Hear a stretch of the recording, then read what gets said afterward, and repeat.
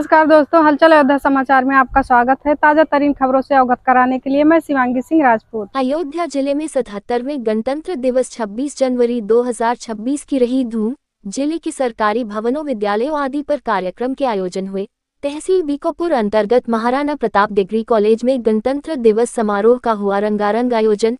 गणतंत्र दिवस के शुभ अवसर पर कॉलेज के प्रबंधक अनुराग सिंह द्वारा विद्यालय परिसर में ध्वजारोहण किया गया, जहां पर उपस्थित बच्चों ने राष्ट्रगान गाकर कार्यक्रम की शोभा बढ़ाई गई और देशभक्ति के गीत प्रस्तुत किए गए। बच्चों के द्वारा सांस्कृतिक कार्यक्रम में भाग लेकर जम्मू कश्मीर में हुए पुलवामा हमले के बाद ऑपरेशन सिंदूर, अंधेर नगरी, चौपट राजा, सैनिकों के बलिदान से संबंधित कई कार्यक्रम प्रस्तुत कर दर्शकों का मन मोहा गया और राष्ट्रीय गीत भी पूरे उत्साह के साथ गाकर संविधान के सही मायने बताए गए। कार्यक्रम का संचालन कर रही कॉलेज की प्रधानाचार्य एना रिजवी द्वारा बच्चों को बताया गया कि आज़ादी पाने के लिए हमारे वीर स्वतंत्रता सेनानियों का बहुत बड़ा योगदान रहा।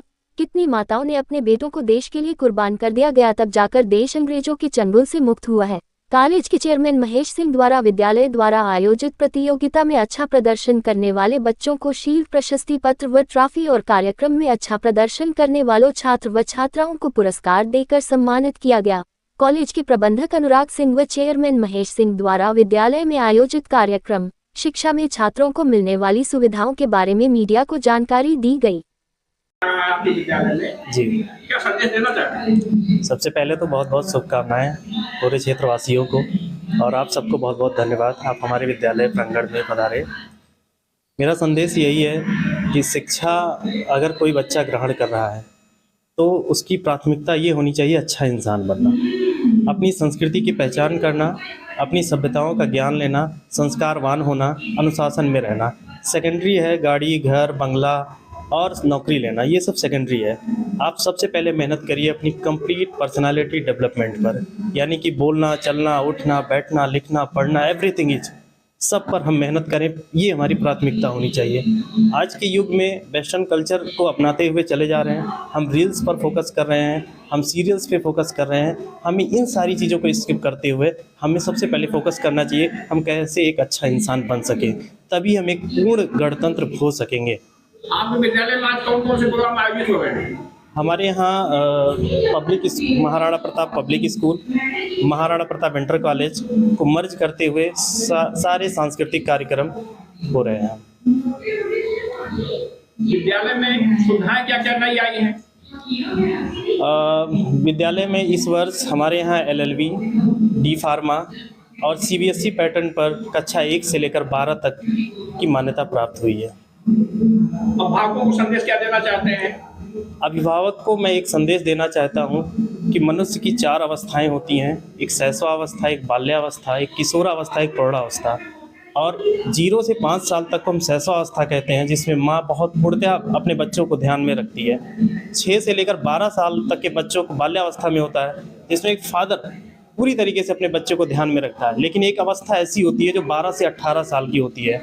इस अवस्था को एक मनोवैज्ञानिक ने कहा था कि ये आंधी और तूफान की अवस्था है। सबसे ज़्यादा ध्यान देने योग्य अगर कहीं कोई अवस्था होती है तो 12 से 18 साल की होती है। और इसी अवस्था में एक फादर, एक मदर अपने बच्चे से दूर हो जाती है, और यही कारण बनता है कि आंधी और तूफान में बच्चा अगर सही दिशा को पकड़ता है तो बहुत तेज़ी से सफलता प्राप्त करता है, और गलत दिशा को पकड़ता है तो बहुत तेज़ी से असफलता को प्राप्त करता है। इसलिए अभिभावक अपने बच्चों के साथ बैठें और उनको नोटिस करें, वो कर क्या रहे हैं, वो कहाँ जा रहे हैं, कहाँ पर क्या कर रहे हैं।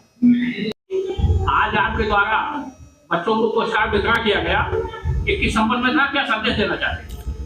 ये संबंध हवा तक बच्चों का उत्साहवर्धन किया जाए।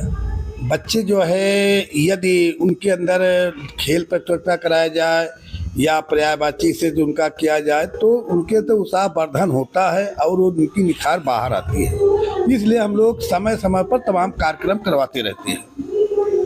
और जो इनको पुरस्कार वितरण दिया गया, इसलिए दिया गया कि और भी बच्चों में ये मैसेज जाए कि यदि हम अच्छी पढ़ाई करेंगे, खेल में आगे बढ़ेंगे, कार्यक्रम करेंगे तो हमको भी जो है इस पुरस्कार वितरण होगा और हमारी माता पिता, गांव के लोग हमारा उत्साह बढ़ेंगे।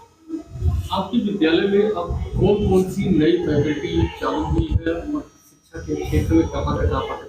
अब मेरे विद्यालय में तो जितनी फैकल्टी मैं चाहता हूँ इसको अब थोड़ा सा नए युग के अनुसार लाया जाए। इतनी फैकल्टियाँ हो गई हैं, जो लड़का पैदा होकर के स्कूल में आएगा पढ़ने, पैदा होकर हमारे स्कूल में आ जाए और बुढ़ापे तक जितनी भी डिग्रियाँ चाहे सब लेकर के तभी इस विद्यालय से निकले, उसको अन्य दूसरे विद्यालय में डिग्री लेने की आवश्यकता नहीं है।